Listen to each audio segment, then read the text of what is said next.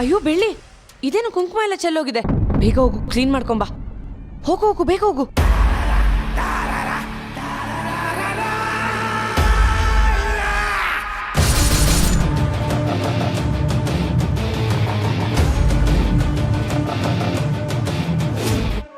ನನ್ನ plan success. ಬೆಳ್ಳಿ ಬರಲ್ಲ, ಸ್ಪರ್ಧೆಯಲ್ಲಿ ಪಾರ್ಟಿಸಿಪೇಟ್ ಮಾಡಲ್ಲ. ನಾನು ಆರಾಮಾಗ ಬಹುಮಾನ ತಗೊಂಡು ಎಲ್ಲರ ಮುಂದೆ ಗ್ರೇಟ್ ಅನ್ನಿಸ್ಕೋತೀನಿ. ಕೇವಲ 15 ಸೆಕೆಂಡ್ ಇದೆ ನೋಡಿ. ಭಾಗವಹಿಸೋರು ಬೇಗ ಭಾಗವಹಿಸಬಹುದು. 1 2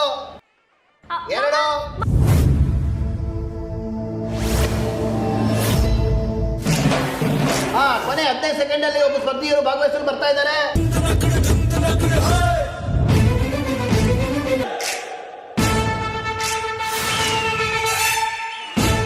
ಅವ್ರು ಚಪ್ಪಾಳೆ ಹೊಡೆದು ನಾವು ಭಾವಿಸೋಣ.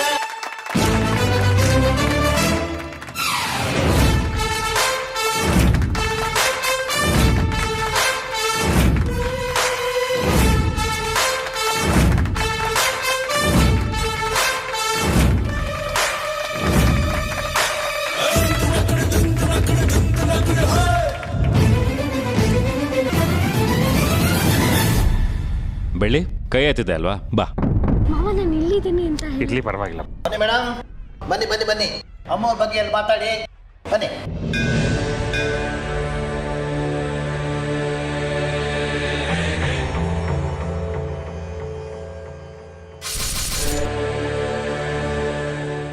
ಅನ್ನಪೂರ್ಣೇಶ್ವರಿ ತಾಯಿ ದರ್ಶನಕ್ಕೆ ಬಂದಿರೋ ಎಲ್ರಿಗೂ ನಮಸ್ಕಾರ.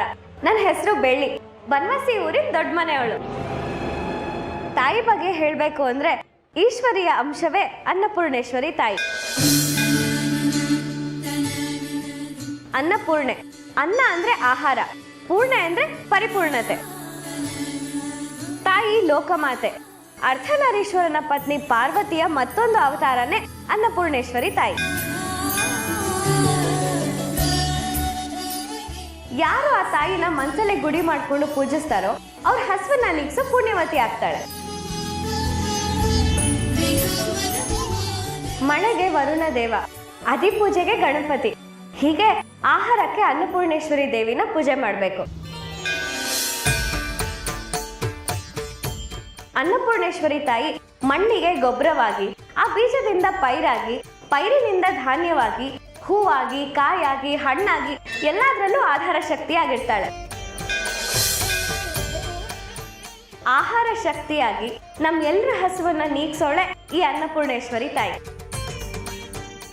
ಈ ತಾಯಿಯ ಪ್ರೀತಿಯ ಅನುಗ್ರಹ ನಮಗ್ ದಿನ ಸಿಗ್ಬೇಕು ಅಂದ್ರೆ ಅನ್ನದಾನ ಮಾಡೋದೊಂದೇ ಶ್ರೇಷ್ಠ ದಾರಿ.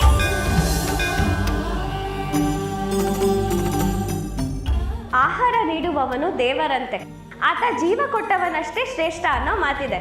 ಆಹಾರನ ಹಂಚಿ ತಿನ್ನೋಣ, ಎಲ್ಲರೂ ಸುಖವಾಗಿರ್ಲಿ ಅಂತ ಬಯಸೋಣ.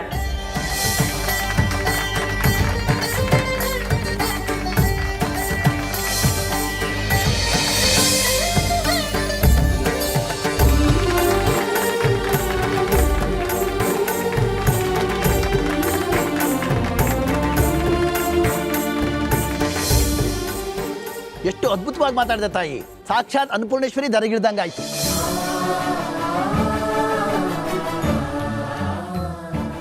ಈ ಬಹುಮಾನ ನಿಮ್ಗಲ್ದೆ ಬೇರೆ ಯಾರಿಗೂ ಕೊಡಕ್ಕೆ ಮನಸ್ಸು ಬರ್ತಾ ಇಲ್ಲ ಮೇಡಮ್. ಈ ಬಹುಮಾನ ನಿಮಗೆ ತಗೊಳ್ಳಿ.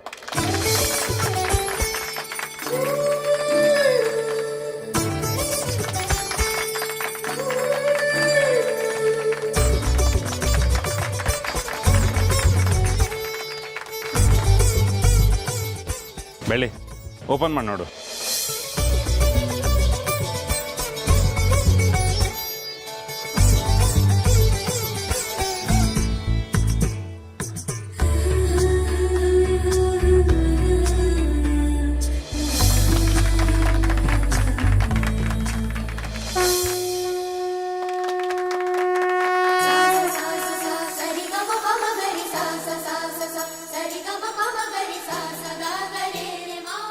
ಮಾವ, ನಾವ್ ಯಾರನ್ನ ಹುಡ್ಕೊಂಡ್ ಬಂದಿದೀವೋ ಆ ತಾಯಿ ತಾನಾಗೆ ಸಿಕ್ಕಿದಾಳೆ.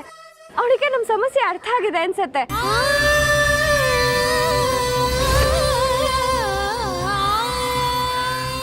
ನಿಜವಾಗ್ಲೂ ಇದು ಅದ್ಭುತ ಬೆಳ್ಳಿ. ಇಂಥ ಪವಾಡನ ನಾನೆಲ್ಲೂ ನೋಡಿಲ್ಲ. ನಿಜವಾಗ್ಲೂ ಈ ವಿಗ್ರಹದಿಂದ ನಿಮ್ಮ ಸಮಸ್ಯೆ ಎಲ್ಲ ದೂರ ಆಗೋದು ನಿಶ್ಚಯ.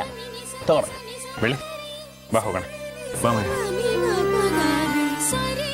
ಮೇಡಮ್, ನಿಮಗೊಂದು ಬಹುಮಾನ ಬಂದಿದೆ, ತಗೊಳ್ಳಿ.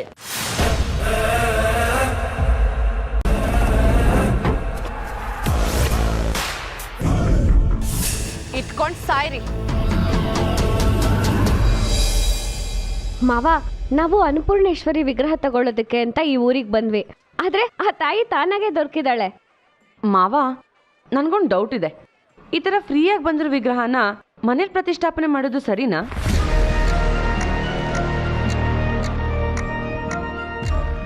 ಯಾಕಂದ್ರೆ ಇದು ಫ್ರೀಯಾಗಿ ಬಂದಿರೋದು. ಅಮ್ಮ ಹೇಳಿದ್ದು ದುಡ್ಡು ಕೊಟ್ಟು ತಗೊಂಡು ಬರಬೇಕು ಅಂತ.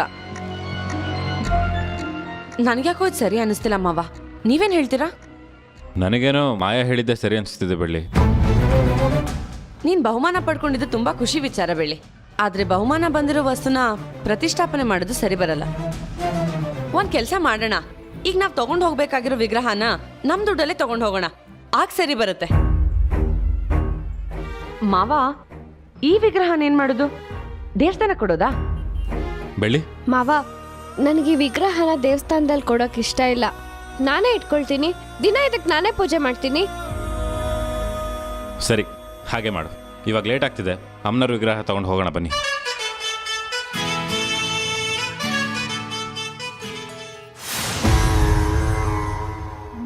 ಬೆಳ್ಳಿ, ನೀನು ಗೆದ್ದು ಸೋತಾಗ್ಲೆಕ್ಕ, ನಾನು ಸೋತು ಗೆದ್ದಾಗ್ಲೆಕ್ಕ. Very bad.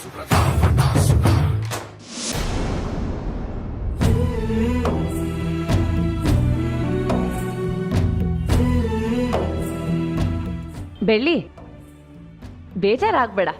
ಕೆಲವು ಸಲ ಈ ರೀತಿ ಆಗೇ ಆಗುತ್ತೆ. ಏನು ಮಾಡೋದು, ನಾವೀ ದೇವಸ್ಥಾನಕ್ಕೆ ಬಂದಿದ್ದೆ ಆಕಸ್ಮಿಕ. ಅದರಲ್ಲೂ ಮಿಸ್ ಆಗಿ ನನಗೆ ಸಿಗ್ಬೇಕಾಗಿರೋ ಬಹುಮಾನ ನಿನಗೆ ಸಿಕ್ಕಿದೆ.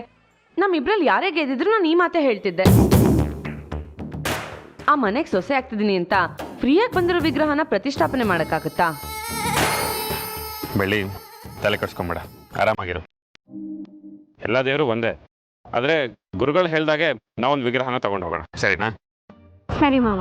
ಬೆಳ್ಳಿ, ನೀನು ಸ್ವಲ್ಪ ಇಲ್ಲೇ ಇರು. ಮಾವ, ಇಲ್ಲೇ ಪಕ್ಕದಲ್ಲಿ ಶಾಪ್ ಇದೆ, ನಾವು ಹೋಗಿ ವಿಗ್ರಹನ ತಗೊಂಬರೋಣ. ಬನ್ನಿ ಮಾವ. ಬೆಳ್ಳಿ, ನೀ ಇಲ್ಲೇ ಇರು, ನಾವು ಹೋಗಿ ಬರ್ತೀವಿ.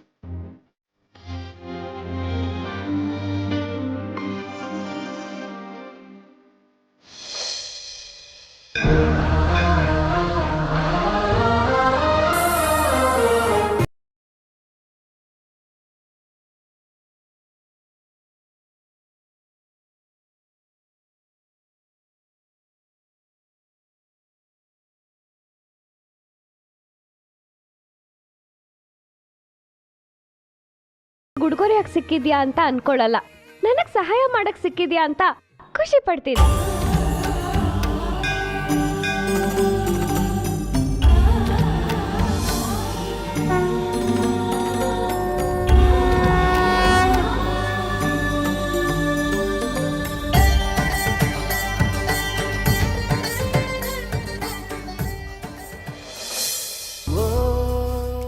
ನೋಡಿ, ಯಾವ ತಗೊಳ್ಳೋದು?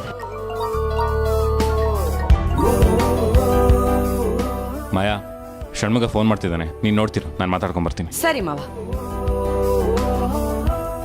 ಮುತ್ತು, ವಿಗ್ರಹ ತಂದ್ರ? ಇವಾಗ ತಗೋತಾ ಇದೀವಿ ಕಣ. ಅಲ್ಲಿ ಕ್ಲೀನಿಂಗ್ ಎಲ್ಲ ಹೇಗೆ ನಡೀತಿದೆ? ಸ್ಲೋಗ್ ನಡೀತಿದೆ ಮುತ್ತು. ರಾತ್ರಿ ಎಲ್ಲ ಕಂಟಿನ್ಯೂ ಮಾಡಿದ್ವಿ, ಇನ್ನೂ ಮಾಡಕ್ ಹೇಳಿದ್ದೀನಿ. ಯಾವಾಗ ಮುಗೀತೋ ಗೊತ್ತಿಲ್ಲ ಮುತ್ತು.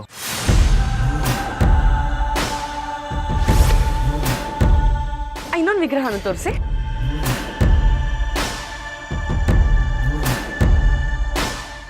ಸರಿ, ಇದೆರಡನ್ನು ಪ್ಯಾಕ್ ಮಾಡ್ಕೊಡಿ.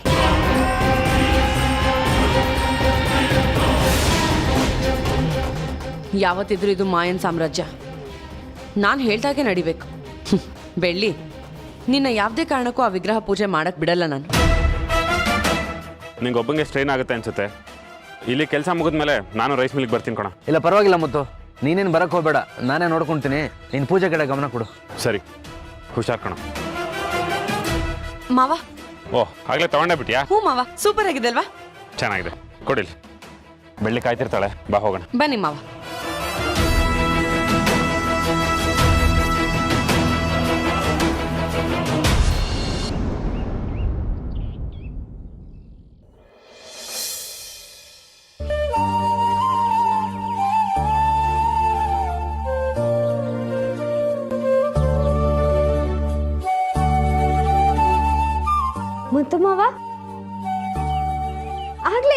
ಕೂತ್ಕೊಂಡಿದ್ದೀರಾ? ಬೆಳಗಿನ ಆಲೋಚನೆ ಬುದ್ಧಿನ ಚುರುಕು ಮಾಡೋದಕ್ಕೆ ಬಿಸಿ ಬಿಸಿ ಜಾನ್ವಿ ಕಾಫಿ ತಗೊಳ್ಳಿ. ನಿಮ್ಗೆ ತಾಯಿ ಆಶೀರ್ವಾದ ಇದೆ, ಅತ್ತೆ ಸಹಕಾರ ಯಾವಾಗ್ಲೂ ನಿಮ್ ಜೊತೆಲಿದೆ ಅಂದ್ಮೇಲೆ ನಿಮ್ಮನ್ನ ಯಾರು ಸೋಲ್ಸಕ್ಕಾಗಲ್ಲ. ಹೌದು ಅಣ್ಣ, ಅದಕ್ಕೆ ಹೇಳ್ತಿರೋದು ನಿಜ. ಷಣ್ಮುಗಣ್ಣ ತುಂಬಾನೇ ಸಹಾಯ ಮಾಡಿದ್ದಾರೆ. ಅವರಂತ ಒಳ್ಳೆ ಫ್ರೆಂಡು, ಅದಕ್ಕೆ ಅಂತ ಒಳ್ಳೆ ವೆಲ್ವಿಷರ್ ಇರಬೇಕಾದ್ರೆ ಇನ್ನೇನು ಬೇಕು? ಅದು ಅಲ್ಲದೆ ಇವತ್ತು ನಮ್ಮ ಮನೆಯಲ್ಲಿ ರೈಸ್ ಮಿಲ್ನಲ್ಲಿ 2 ಕಡೆ ಪೂಜೆ ಇಟ್ಕೊಂಡಿದೀವಲ್ವಾ, ಪೂಜೆ ಆಗ್ತಿದ್ದ ಹಾಗೆ ಒಂದಲ್ಲ ಒಂದು ಶುಭ ಸುದ್ದಿ ಬಂದೇ ಬರುತ್ತೆ. ನೀವೇ ನೋಡ್ತೀರಿ ಮಾವ. ಆ ತಾಯಿ ಅನ್ನಪೂರ್ಣೇಶ್ವರಿ ನಮ್ಗಾಗಿರೋ ಸಮಸ್ಯೆನ ಪರಿಹಾರ ಮಾಡೇ ಮಾಡ್ತಾಳೆ. ಇಷ್ಟು ದಿನ ನೀನು ಬೇಜಾರಲ್ಲಿದ್ದಾಗ ನಾನು ನಿನ್ನ ಸಮಾಧಾನ ಮಾಡ್ತಿದ್ದೆ. ಈಗ ನಾನು ಬೇಜಾರಲ್ಲಿದ್ದೀನಿ ಅಂತ ನೀನು ನನ್ನ ಸಮಾಧಾನ ಮಾಡ್ತಿದ್ಯಾ? ಅದಕ್ಕೆ ನಿಮ್ಮನ್ನ ಮೇಡ್ ಫಾರ್ ಈಚ್ ಅದರ್.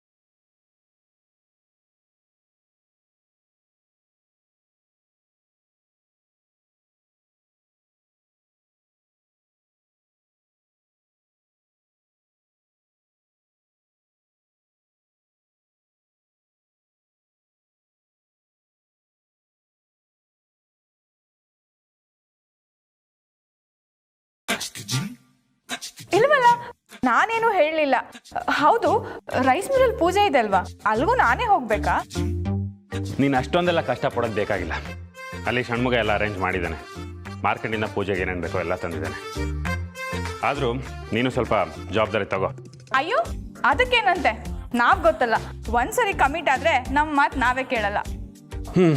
ನಿನ್ನ ಮಾತು ಕೇಳ್ತೀವಲ್ಲೋ ನಂಗೆ ಗೊತ್ತಿಲ್ಲ, ಆದರೆ ದಯವಿಟ್ಟು ನನ್ನ ಮಾತಂತೂ ಕೇಳು. ಆಯ್ತಣ್ಣ. ಸರಿ ಮಾವ, ಇನ್ನೊಂದು ಅರ್ಧ ಗಂಟೆ ಅಷ್ಟೇ. ಅಡ್ಗೆ ಕೆಲಸ ಎಲ್ಲ ಮುಗಿದ್ಮೇಲೆ ದೇವಸ್ಥಾನಕ್ಕೆ ಹೋಗಿ ದಂಪತಿಗಳನ್ನ ಕರ್ಕೊಂಬರೋಣ. ನೀನಷ್ಟೊಂದು ತೊಂದರೆ ತಗೊಳ್ಳೋ ಅವಶ್ಯಕತೆ ಇಲ್ಲ ಬೆಳ್ಳಿ. ನಾನು ಮುತ್ತು ಮಾವ ಹೋಗಿ ಆ ದಂಪತಿಗಳನ್ನ ಕರ್ಕೊಂಡು ಬರ್ತೀವಿ.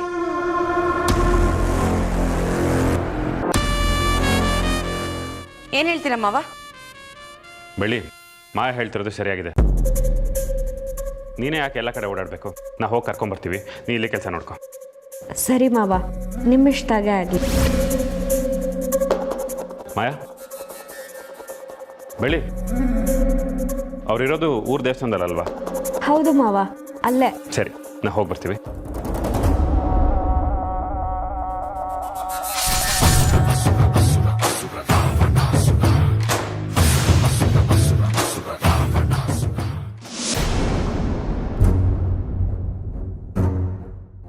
ಅದಕ್ಕೆ ಹೊಟ್ಟೆ ಕಿಚ್ಚಿರ್ಬೇಕು, ಆದ್ರೆ ಇಷ್ಟೊಂದು ಹೊಟ್ಟೆ ಕಿಚ್ಚಿರ್ಬಾರ್ದು. ನೀವ್ ಏನೇ ಒಳ್ಳೆ ಕೆಲಸ ಮಾಡ್ಬೇಕಾದ್ರೂ ನನ್ಗೂ ಆ ಕ್ರೆಡಿಟ್ ಸಿಗ್ಲಿ ಅಂತ ಎಲ್ಲದಕ್ಕೂ ಅಡ್ಡ ಬರ್ತಾಳವಳು. ಇಲ್ಲಿ ಯಾರ ಕೊಡುಗೆ ಅನ್ನೋದು ಮುಖ್ಯ ಅಲ್ಲ, ಮುತ್ತು ಮಾವಂಗೆ ಎದುರಾಗಿರೋ ಸಮಸ್ಯೆಗೆ ಪರಿಹಾರ ಸಿಗ್ಬೇಕು. ನೆಕ್ಸ್ಟ್ ಟೈಮ್ ಅವಳು ಹೀಗೆ ಮಾಡ್ಲಿ, ಅವಳು ಹಲ್ ಮುರಿದವಳು ಕೈ ಕೊಡ್ತೀನಿ. ನೋಡ ಯಶು, ಇಷ್ಟೊಂದು ಕೋಪ ಒಳ್ಳೇದಲ್ಲ. ಮನೆಯಲ್ಲಿ ತುಂಬಾ ಕೆಲ್ಸಗಳಿದೆ, ನೀನ್ ಈ ಕೋಪನ ಆ ಕೆಲ್ಸದ ಮೇಲೆಲ್ಲ ತೋರಿಸ್ಬೇಡ, ಸರಿನಾ? ಸರಿ, ಈಗ ಬಾ ಬಾ ಯಶು.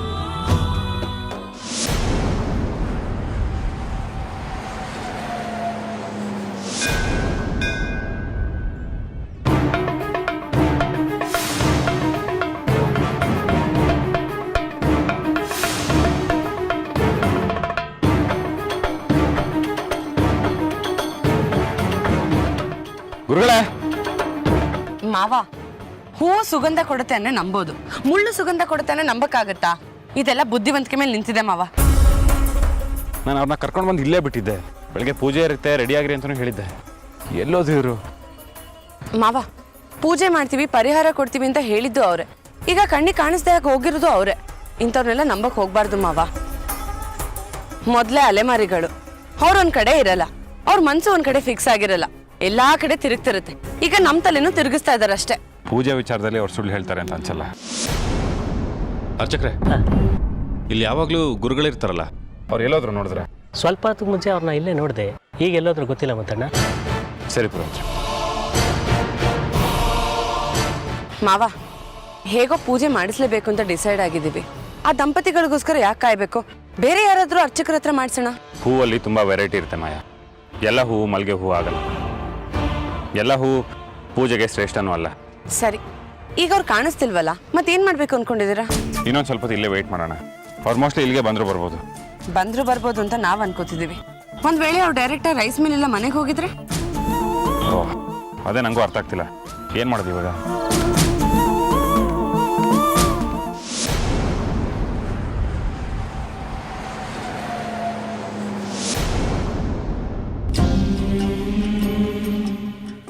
ಚಿತ್ರಕ್ಕ, ನನಗೆ ನಾನು ತಂದಿರೋ ಅನ್ನಪೂರ್ಣೇಶ್ವರಿ ವಿಗ್ರಹನ ಇಟ್ಟು ಪೂಜೆ ಮಾಡ್ತಿಲ್ಲ ಅಂತ ಬೇಜಾರಿಲ್ಲ. ಮುತ್ತು ಮಾವಂಗಾಗಿರೋ ಸಮಸ್ಯೆ ದೂರ ಆಗಬೇಕು ಅಷ್ಟೇ. ಡೋಂಟ್ ವರಿ ಅದಕ್ಕೆ. ಚಿತ್ರ ಅದಕ್ಕೆ ಯಾವಾಗೂ ನಿಮ್ಮ ಜೊತೆನೇ ಇರ್ತಾರೆ. ನಿಮ್ಮ ಆಸೆಗಳನ್ನ ಕೇಳಿಸ್ಕೊಂಡು ಅದನ್ನು ಖಂಡಿತ ನೆರವೇರಿಸ್ತಾರೆ ನೋಡಿ. ಐಶು, ಸನ್ಯಾಸಿ ದಂಪತಿಗಳನ್ನ ಕರ್ಕೊಂಡು ಬಂದ್ರು ಅನ್ಸತ್ತೆ. ಬಾ ಹೋಣ.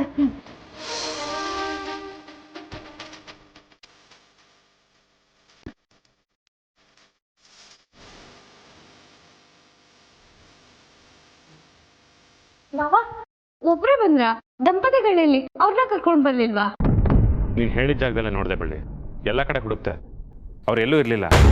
ಇರ್ಲಿಲ್ವಾ? ಅವರು ದೇವಸ್ಥಾನ ಬಿಟ್ಟು ಎಲ್ಲಿಗೂ ಹೋಗಲ್ಲ ಮಾವ. ನಾವು ಸ್ವಲ್ಪ ಹೊತ್ತು ಕಾದು ನೋಡಿದ್ವಿ ಬಳ್ಳಿ, ಆದರೆ ಏನೂ ಪ್ರಯೋಜನ ಆಗಲಿಲ್ಲ. ಮೊದಲೇ ಅಲೆಮಾರಿಗಳು ಒಂದ್ ಕಡೆ ಇದ್ರೆ ಇನ್ನೊಂದ್ ಕಡೆ ಇರಲ್ಲ.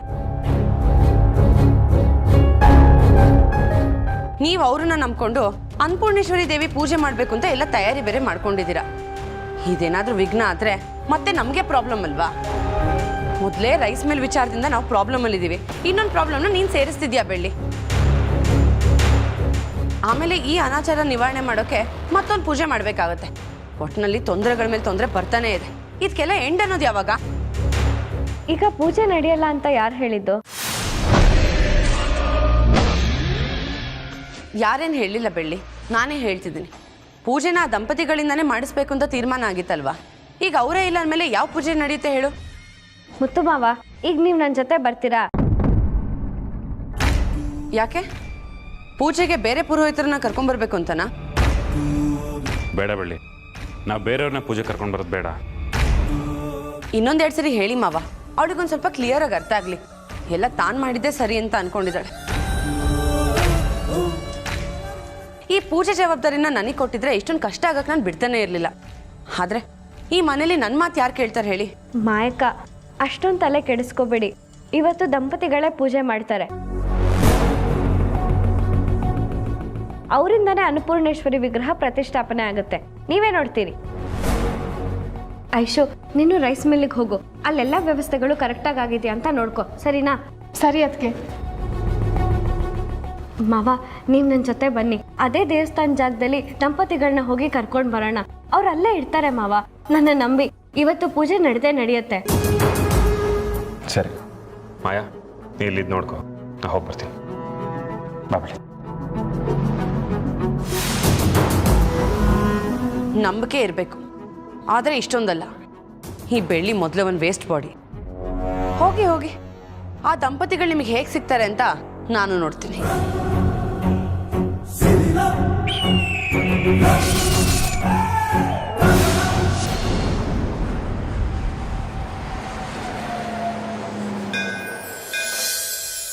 ಮಾವ, ನಾವು ನೇರವಾಗಿ ಸನ್ಯಾಸಿ ದಂಪತಿಗಳನ್ನ ಭೇಟಿ ಆಗೋದು ಬೇಡ.